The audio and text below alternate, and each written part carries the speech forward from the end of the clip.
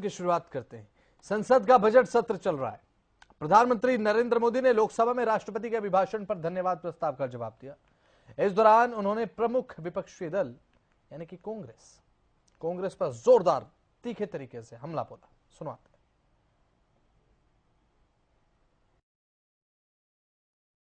हैं। मैं विशेष रूप से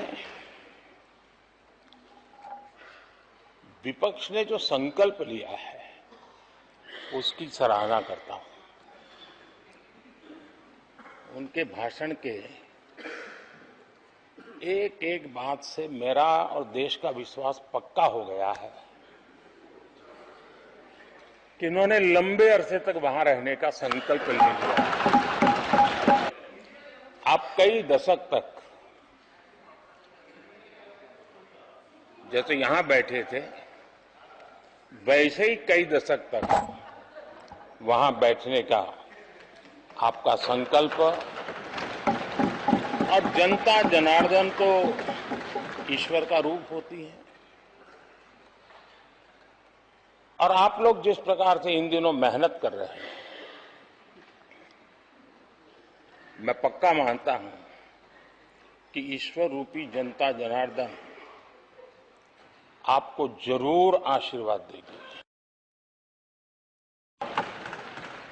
आप जिस ऊंचाई पे हैं उससे भी अधिक ऊंचाई पर जरूर पहुंचेंगे और अगले चुनाव में दर्शक दिशा में दिखेंगे। मैं देख रहा हूं कि आप में से बहुत लोग चुनाव लड़ने का हौसला भी खो चुके हैं, और मैंने सुना है बहुत लोग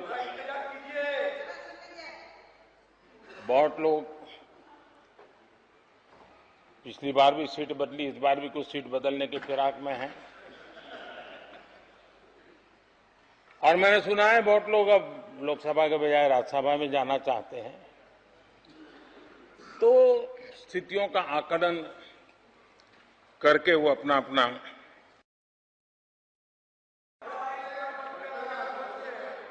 यहां हमारे दादा अपनी आदत छोड़ नहीं पाते हैं, वो वहां से बैठे बैठे कमेंट कर रहे हैं परिवारवाद की। मैं जरा समझा देता हूं, आज माफ करना अध्यक्ष महोदय, मैं जरा समय ले रहा हूं। आज हम किस परिवारवाद की चर्चा करते हैं? अगर किसी परिवार में अपने बलबूते पर जन समर्थन से एक से अधिक अनेक लोग अगर राजनीतिक क्षेत्र में भी प्रगति करते हैं, उसको हमने कभी परिवारवाद नहीं कहा है। हम परिवारवाद की चर्चा वो करते हैं जो पार्टी परिवार चलाता है, जो पार्टी परिवार के लोगों को प्राथमिकता देती है, जो पार्टी के सारे निर्णय परिवार के लोग ही करते हैं, वो परिवारवाद है। न राजनाथ जी की कोई पॉलिटिकल पार्टी है, न अमित शाह की कोई पॉलिटिकल पार्टी है। और इसलिए जहां एक परिवार को पार्टियां लिखी जाती हैं, वो लोकतंत्र में उचित नहीं है। ये लोग 2014 में कह रहे हैं और विजन क्या देखते हैं 2044, यानी 2044 तक तीसरी अर्थव्यवस्था की बात। ये इनकी सोच, ये इनकी मर्यादा, सपना भी देखने का सामर्थ्य खो चुके थे लोग। संकल्प तो दूर की बात थी। 30 साल का इंतजार करने के लिए मेरे देश की युवा पीढ़ी को कह कर गए थे, लेकिन हम आज आपके सामने विश्वास से खड़े हैं, इस पवित्र सदन में खड़े हैं, और मैं आपको विश्वास दिलाता हूं कि 30 साल हम नहीं लगने देंगे। ये मोदी की गारंटी है। मेरे तीसरे कार्यकाल में देश दुनिया की तीसरी आर्थिक शक्ति बन जाए।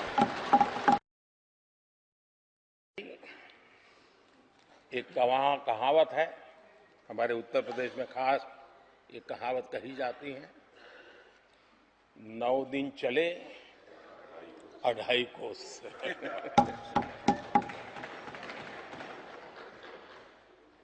और मुझे लगता है कि ये कहावत पूरी तरह कांग्रेस को परिभाषित कर देती है। ये कांग्रेस की सुस्त रफ्तार, कांग्रेस की सुस्त रफ्तार का कोई मुकाबला नहीं। कांग्रेस, अगर कांग्रेस की रफ्तार से घर बने होते तो क्या हुआ होता, मैं इसका हिसाब लगाता हूं। अगर कांग्रेस की जो रफ्तार थी उस प्रकार से चला होता तो 100 साल लगते, इतना काम करने में 100 साल लगते। और कांग्रेस में एक कैंसिल कल्चर डेवलप हुआ है। कुछ भी है कैंसिल, कुछ भी है कैंसिल। ये एक ऐसे कैंसिल कल्चर में कांग्रेस फंस गई है। अगर हम कहते हैं मेक इन इंडिया तो कांग्रेस कहती है कैंसिल। हम कहते हैं आत्मनिर्भर भारत, कांग्रेस कहती है कैंसिल। हम कहते हैं वोकल फॉर लोकल, कांग्रेस कहती है कैंसिल। हम कहते हैं वंदे भारत ट्रेन, कांग्रेस कहती है कैंसिल। हम कहते हैं संसद की नई इमारत, कांग्रेस कहती है कैंसिल। यानी मैं हैरान हूं, ये कोई मोदी की उपलब्धियां नहीं है, देश की उपलब्धियां है। जांच करना ये एजेंसियों का काम है। एजेंसियां स्वतंत्र होती हैं और संविधान ने उनको स्वतंत्र रखा हुआ है। और जज करने का काम न्यायाधीश का है। जज करने का काम न्यायाधीश का है और वो अपना काम कर रहे हैं। और अध्यक्ष जी, मैं इस पवित्र सदन में फिर से दोहराना चाहूंगा, जिसको जितना जुल्म मुझ पर करना है कर ले, मेरी भ्रष्टाचार के खिलाफ लड़ाई चलती रहेगी।